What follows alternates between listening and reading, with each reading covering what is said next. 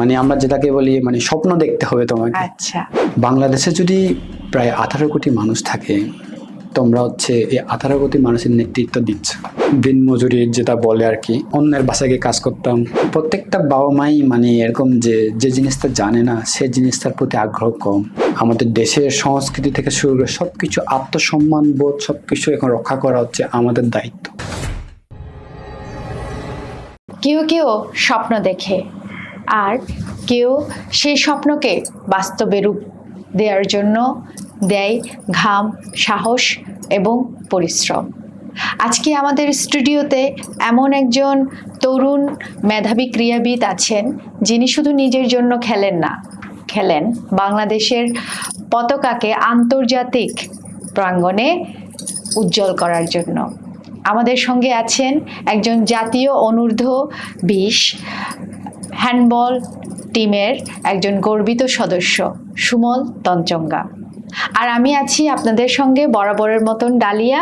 আশা করি পুরোটা সময় আমাদের সঙ্গে থাকবেন। চলুন তাহলে পরিচয় করিয়ে দিই সুমল তঞ্চঙ্গার সঙ্গে। অনেক অনেক স্বাগতম আমাদের স্টুডিওতে আসার জন্য। থ্যাংক ইউ আপনাকে। আচ্ছা, আপনি রিসেন্টলি আপনার একটি অর্জন প্রায় নিউজ চ্যানেলে দেখা যায়, নিউজ পেপারে দেখা যায় যে আপনি IHF ট্রফি 2026 চ্যাম্পিয়ন, সেটা নিয়ে একটু বলেন। Thank you. ওয়েলকাম। আমরা গত জুন মাসে যে 10 থেকে 14 তারিখের ভিতর যে আয়োজিত IHF ট্রফি 2026 আন্ডার 20-তে আর কি ক্যাটাগরিতে আমরা যে অর্জনটা করেছিলাম বাংলাদেশ টিম, আসলে সেটা আসলে আমাদের খুব মানে গৌরবের একটা বিষয়। যে কাদের সঙ্গে খেলেছিলেন আপনারা? সেটা হচ্ছে আমরা ইন্ডিয়াদের সাথে খেলেছি আর কি। জি। তো সেখানে হচ্ছে আমাদের মানে সবচেয়ে গৌরবের বিষয় হচ্ছে, আমার ব্যক্তিগত দিক থেকে বললে হচ্ছে আমি বাংলাদেশের লাল সবুজের পতাকাকে মানে বুকের বাম পাশে রেখে যে বিশ্বের কাছে যে একটা মানে বিশ্বের দরবারের কাছে যে একটা পরিচয় করে দিচ্ছি। আর তাছাড়া আমার নিজ জেলা, নিজ সংস্কৃতি, নিজ জাতিকে যে মানে বিশ্বের মানুষের কাছে একটা পরিচয় করে দিচ্ছি, সে একদিক দিয়ে খুব ভালো লেগেছে আর কি। আপনি কি ছোটবেলায় থেকে কি কখনো ভেবেছিলেন যে কখনো জাতীয় হ্যান্ডবলের জার্সি গায়ে দিয়ে খেলবেন? আসলে মানে ছোটবেলা থেকে স্বপ্ন বলতে কি মানে ভুল হবে, ছিল না, ছিল। তবে আমার খেলাধুলার প্রতি একটু আগ্রহ ছিল আর কি। আগে যখন আমি হ্যান্ডবলটা খেলি সে সময় মানে আনন্দের জন্য খেলতাম। তো এক পর্যায়ে যখন আমাদের মানে সিনিয়র প্লেয়ার যারা ছিল, সিনিয়র ভাইরা যারা খেলতো, তাদেরকে দেখতাম তারা মানে বাংলাদেশের বিভিন্ন টুর্নামেন্ট মানে অংশগ্রহণ করছে, মানে পদক পাচ্ছে, বা তাদের মানে তারা যখন আমাদেরকে এসে যখন মানে গল্প শোনাতো বা ইন্সপিরেশন করতো যে তোমরাও চাইলে সম্ভব, তোমরাও পারবে যদি চেষ্টা করে থাকো আমাদের মতো।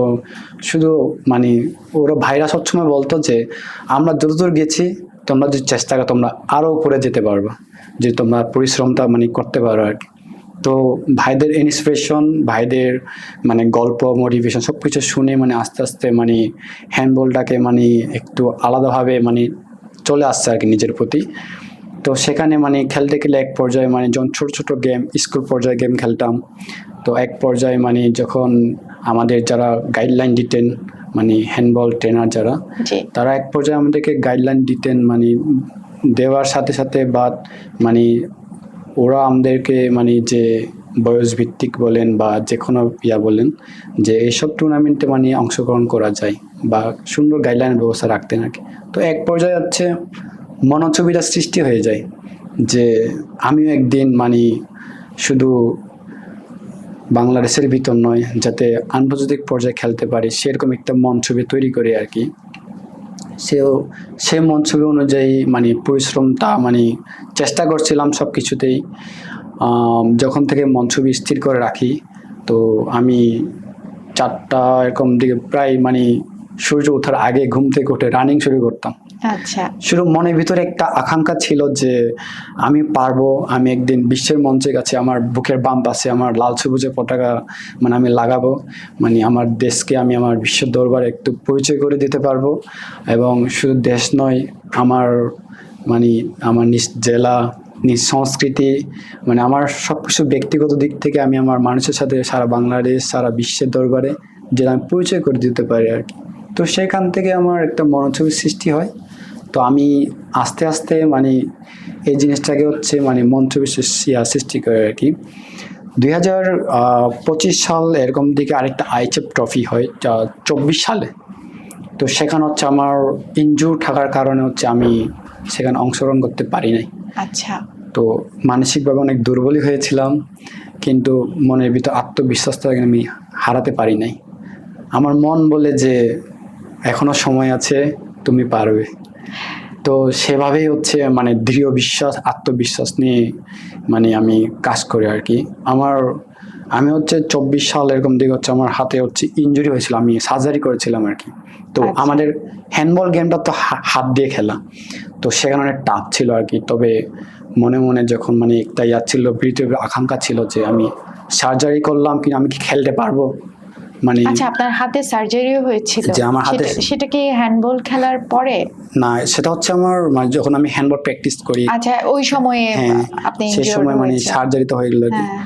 তো আমি খুব ইয়াদে ছিলাম।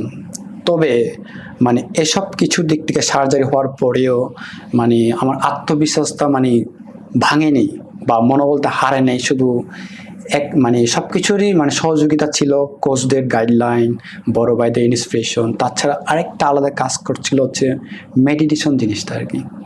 এই মেডিটেশনটা হচ্ছে আমাকে মনোবল এবং আত্মবিশ্বাস সব কিছু হচ্ছে ধরে রাখছিল। যেহেতু আমি যখন আমি পড়াশোনা করতাম কোয়ান্টাম কসমিক স্কুলে, জি। তো সেখানে হচ্ছে আমাদেরকে হচ্ছে ডেইলি আমরা 2 বেলা করে মেডিটেশন করার সুযোগ পেতাম। তো মেডিটেশনে হচ্ছে আমি সেখানে কত ক্লাস থেকে আপনি পড়া শুরু করেছেন? আমি হচ্ছে 2011 সাল থেকে একদম প্লে থেকে, যেটা সূচনা বলে আর কি, সেখান থেকে মানে আমি ভর্তি হই এবং 25 সালে হচ্ছে ইন্টারমিডিয়েট শেষ করে মানে সেখান থেকে আমি বের হয়ে চলে আসছি আর কি। তো মেডিটেশনে হচ্ছে আমি স্বপ্ন দেখতাম, জি। মন ছবিটা দেখতাম যে আমার এই হাতটা অনেক দ্রুত রিকভার হয়ে যাচ্ছে, মানে সব ভালো হয়ে যাচ্ছে এবং আমি আগের মতো পুনরায় গেমে ফিরে আসতে পারছি। মানে সব কিছু মানে ডে বাই ডে নিজেকে ডেভেলপ করতে পারছি, মানে সব কিছুর জন্য আমার কাছে সব স্বাভাবিক হচ্ছে। মানে যে আপনি বারবার যে শব্দটা আপনি চয়ন করছেন সেটা হচ্ছে মনোছবি। মনোছবি। মনোছবি এটা কি এটা দেখার টেকনিকটা যদি একটু বলেন।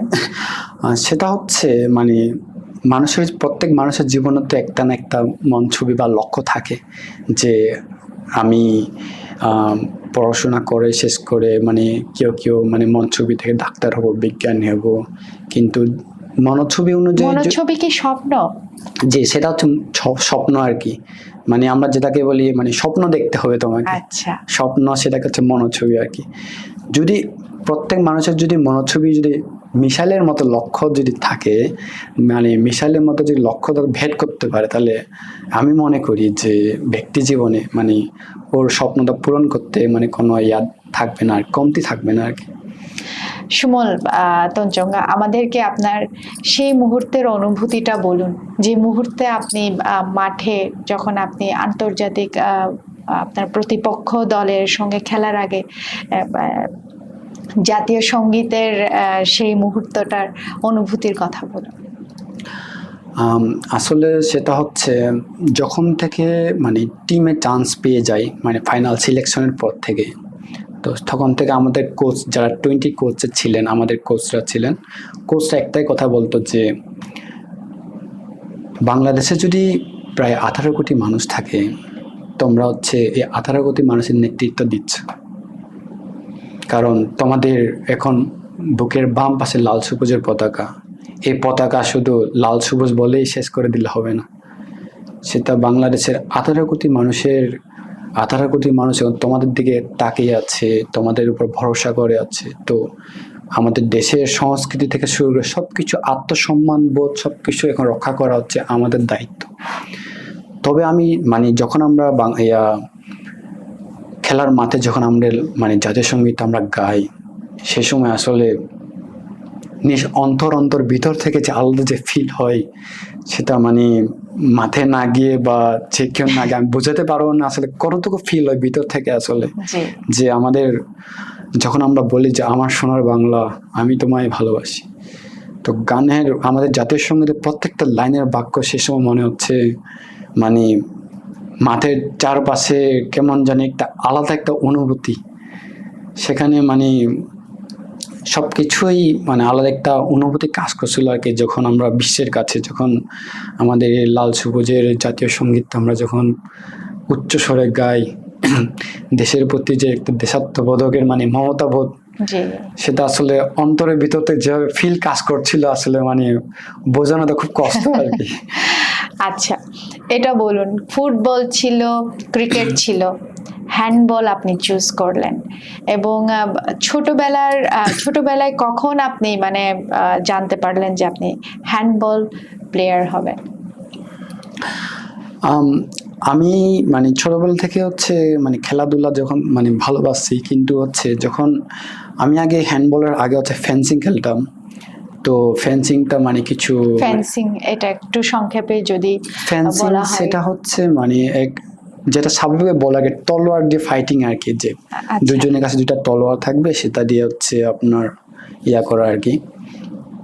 তো এরপর মানে আমাদের প্রাতিষ্ঠানিক কিছু মানে জার্নিং এর ইয়া থাকার কারণে মানে সেই জিনিসটা আমার সুযোগ হয় নাই।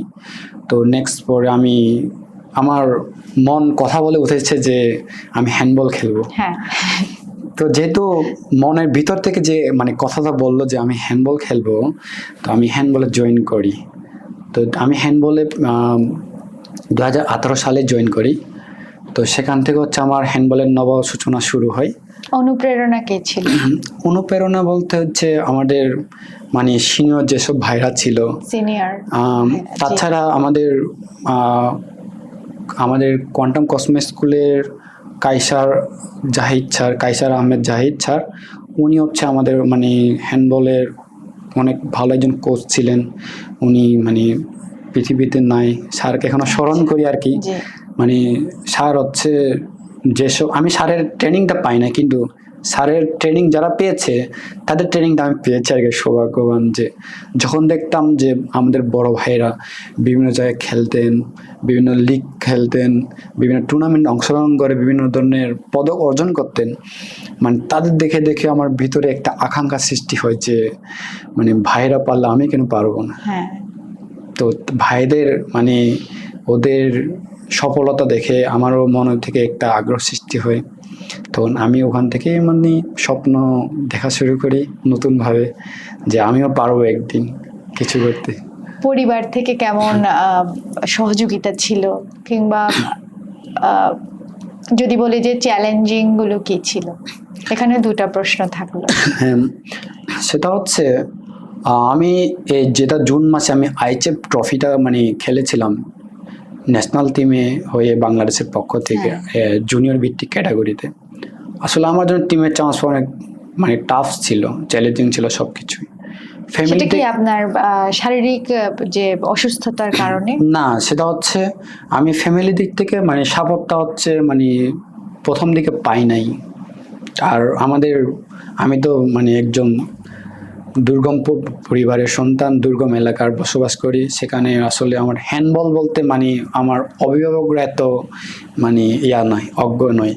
আচ্ছা। তো সেক্ষেত্রে হচ্ছে আমি যে ঢাকায় আসবো, এসে যে মানে আমার টিমের মানে পারফরমেন্সটা যে আমি দেখাবো, সে জিনিসটা আমার একটু চ্যালেঞ্জিং হয়ে যায় আর কি। তা আমি কীভাবে পারফরমেন্সটা দেখাতে পারবো?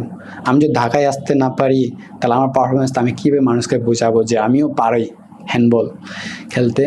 তো সেক্ষেত্রে হচ্ছে মানে ফ্যামিলি থেকে আমি মানে টাকা যে খুঁজবো, যে আমাকে কিছু টাকা দেন, যে মা বা আমি খেলতে যাব বা এরকম আন্তর্জাতিক পর্যায়ে খেলবো, যে মানে দেশের হয়ে খেলবো, আমার নিজ জেলার নামে খেলবো, নিজ সংস্কৃতি নিজ সমাজকে আমি সারা বিশ্বের কাছে তুলে ধরবো, সব কিছু একটা আগ্রহ ছিল ছোটবেলা থেকে। কিন্তু যখন দেখতেছি ফ্যামিলি থেকে আমার মানে সাপোর্টিংটা খুব লো, তখন আমি নিজেই উদ্যোগ নিই যে যেভাবে হোক আমি যাব। ইভেন তখন থেকে আমি মানে একটু স্থির হয়ে চিন্তা করি যে আসলে কি করা যায়, মানে লাইনটা কিভাবে নেওয়া যায়, আমি কিভাবে পৌঁছবো সেখানে। তো এক পর্যায়ে আমি যেহেতু ফ্যামিলি সাপোর্ট পাচ্ছি না, আর আমার তো কোনো ব্যক্তিগতভাবে ইনকাম সোর্সও নাই বা চাকরিও নাই যে আমি ওখান থেকে মাস শেষে মানে একটা আয় পাবো। তো আমি হচ্ছে ডেইলি কাজ শুরু করি। আমি প্রতিদিন সকাল 5টা বাজে ঘুম থেকে উঠতাম, তো 7টা বাজে আমি দিন মজুরি যেটা বলে আর কি, আচ্ছা। তো সেখানে আমি অন্যের বাসায় গিয়ে কাজ করতাম। অন্যের বাসায় গিয়ে কাজ করে দিনে যা ইনকাম করতাম সেগুলো সঞ্চয় করতাম। তো এবার সঞ্চয় করতে করতে আমার একটা অ্যামাউন্ট হয়, তো ওই অ্যামাউন্ট দেওয়া হচ্ছে আমি ঢাকায় চলে আসি আর কি। ঢাকায় এসে মানে নিজের পারফরমেন্সটা হচ্ছে দেওয়ার চেষ্টা করি। তবে মনের ভিতরে একটা আত্মবিশ্বাস ছিল এবং মেডিটেশন করতাম, মেডিটেশনের মন ছবি দেখতাম যে আমি একদিন পারবো এই বাংলাদেশকে মানে খেলার মাধ্যমে হোক বা যেভাবেই হোক আমি বিশ্বের দরবারে একদিন পরিচয় করাবো। তো এই আত্মবিশ্বাসটা নিয়ে আর এই মন ছবিটা হচ্ছে আমাকে ঘুমাতে দিত না এক প্রকার। আপনার মূল কথা হচ্ছে আপনার স্বপ্নটা বাস্তবায়নের জন্য এতই উদ্গ্রীব হয়ে আছে যে আপনাকেই হচ্ছে যে শান্তি দিচ্ছে না। স্বপ্ন পূরণ মানে আপনি করবেনই, সাথে তো আপনার দল আছে, সবার সাথে মিলেই আপনারা এই স্বপ্ন জয় করবেন। আর সব প্রায় আপনাকে বলতে শোনা যায় মনোছবির কথা। এই যে মনোছবি দেখে দেখে আপনি যে কনফিডেন্স পান এবং জীবনে কোনো বাধা কিন্তু আপনি কোনো বাধাতে কিন্তু থেমে থাকেননি, সেটা যেভাবেই হোক আপনাকে সেই লক্ষ্যে পৌঁছার জন্য যে ধরনের হচ্ছে যে আপনার কি বলে এটাকে বাধার সম্মুখীন হোক না কেন আপনি ফেস করেছেন, আজকে আপনি আমাদের সামনে আছেন এবং সারা বাংলাদেশ আপনাকে নিয়ে গর্ব করে। আপনার ছবি যখন দেখে ট্রফি নিয়ে আমরাও গর্ব করি। আপনার বাবা মা নিশ্চয়ই এখন অনেক সুখী এবং খুশি আপনাকে নিয়ে। জি, ওনাদের কে নিয়ে একটু কথা বলুন। আসলে মানে বাবা মা, প্রত্যেকটা বাবা মাই মানে এরকম যে যে জিনিসটা জানে না সে জিনিসটার প্রতি আগ্রহ কম। যখন মানে জেনে যায় হয়তোবা, হ্যাঁ, মানে যখন জেনে যায় হয়তোবা সে সময় মানে একটু আগ্রহটা বেড়ে যায়। জি, তো ঠিক সেভাবে মানে এখন শুরুর দিকে তো বাবা মা আগ্রহ ছিল না, মানে সাপোর্টিংটা মানে কম ছিল। যখন থেকে মানে কিছু মানে নিজের কর্ম প্রকাশ করেছি, নিজের কর্মের মাধ্যমে যে মানে কিছু একটা করতে পারবো, তখন থেকে বাবা মার সাপোর্টিংটা অনেক বেশি পাচ্ছি। জি, বাবা মা সাহস দিচ্ছে, উৎসাহ দিচ্ছে এখন বর্তমানে আর কি। জি, আমরাও সেই প্রতীক্ষায় থাকলাম আপনাদের নেক্সট ট্রফি আমরা কখন আপনাদের হাতে দেখব এবং সবাই আমরা এটা নিয়ে উদযাপন করব। তো পরের প্রশ্নে চলে যায়। আপনি যখন ঢাকায় আসলেন, এখন আপনি কাদের সাথে হচ্ছে যে স্টে করছেন, কিভাবে আপনি ট্রেনিংগুলো নিচ্ছেন সেই গল্পটা একটু বলেন এবং ট্রেনিং আপনাকে কতটুকু আরো স্বপ্নের কাছে পৌঁছাতে আরো সাহায্য করছে? আসলে সেটা হচ্ছে যখন মানে আমার এই যে আইএচএল ম্যাচটা খেলার পর থেকেই জি, যে আমি নিজের প্রতি নিজেও আরও বেশি মানে আত্মবিশ্বাসটা পেয়ে গেছি যে আসলে আমাকে দিয়ে হ্যান্ডবল আমাকে দিয়ে কিছু একটা করা সম্ভব, শুধু দেশের ভিতরে নয় মানে বাহিরেও আর কি। তো সেরপর থেকে যদি ধরেন মানে হ্যান্ডবল মানে কোথাও যদি ট্রেনিং হয় বা এরকম শোনা যায়, তো মানে আমি জানতে পারলাম মানে বর্তমানে যে আনসারে একাডেমিতে হচ্ছে প্রতিভা ফাউন্ডেশনে একটা ট্রেনিং চালু হয়েছে, প্রায় হ্যান্ডবলের মতনই প্রায় অনেক খেলা আছে। জি, তো সেখানে হচ্ছে সারা বাংলাদেশের মানে যারা অভিজ্ঞতাবান খেলোয়াড় যাদের পারফরমেন্স আছে তাদেরকে নিয়ে হচ্ছে ট্রেনিংটা হয় আর কি। বর্তমানে আমার যেসব ট্রেনিং চলতেছে খেলাধুলা নিয়ে, আসলে মানে আমার মনে হচ্ছে আগামীতে মানে হ্যান্ডবল নিয়ে বা নিজ দেশ নিয়ে মানে কিছু একটা করা সম্ভব, সে মনোছবি আকাঙ্ক্ষাটা আমি দেখতে পাচ্ছি আর কি ট্রেনিংয়ের মাধ্যমে আর কি।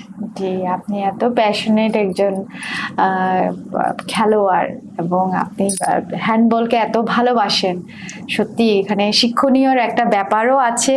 আমি নিজেই সেটা অনুভব করছি আপনার সাথে কথা বলে। আপনি এই খেলাটাকে এত ভালো না বাসলে আসলে সফলতাটা তো শুধু কথায় থেকে যেত, বাস্তবতা তো অনেক দূরে। রিসেন্টলি আপনি এবং আপনার দল যে টুর্নামেন্টে খেলে আসছেন সে ব্যাপারে একটু বলেন। রিসেন্টলি আমরা জুন মাসে 10 থেকে 14 তারিখ যেটা আইএচএফ ট্রফি 2026 মানে জুনিয়র ক্যাটাগরিতে মানে আয়োজিত করা হয়েছিল। সেটা হচ্ছে মানে ইন্টারন্যাশনাল হ্যান্ডবল থেকে হচ্ছে মানে টুর্নামেন্টটা আসলে করা হয়। তো সেখানে আমরা প্রতি মানে এক এক সময় এক জায়গায় ভেন্যু হয়। তো এবারে হচ্ছে মানে ভেন্যুটা হচ্ছে বাংলাদেশে হয়েছিল আর কি।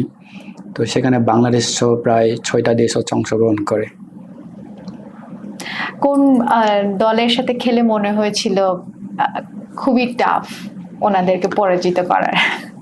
আসলে আমরা কোনো দেশকে বা কোনো দলকে মানে ছোট করি নাই। জি। আসলে আমাদের প্রত্যেকটা মানে দলই অনেক ছিল, টাফ ছিল। তবে আমাদের জন্য সবচেয়ে চ্যালেঞ্জিং ছিল হচ্ছে মানে নতুন দল হিসেবে আসছিল এবারে ইয়েমেন। তো ইয়েমেন হচ্ছে মানে প্রায় দীর্ঘ কয়েক বছর ধরে হচ্ছে ওরা কোনো পার্টিসিপেট করে নাই। আচ্ছা। তো তাদেরকে নিয়ে একটু ছিলাম আর কি। তাছাড়া মানে ইন্ডিয়া টিম তো একটু বেসিক্যালি ভাবে থাকে। জি। তো আসলে মানে আমরা কোনো দলকে আসলে ছোট করে দেখি নাই। আমাদের জন্য আসলে প্রতিটা দল অনেক চ্যালেঞ্জিং ছিল। জি, একদম একদম।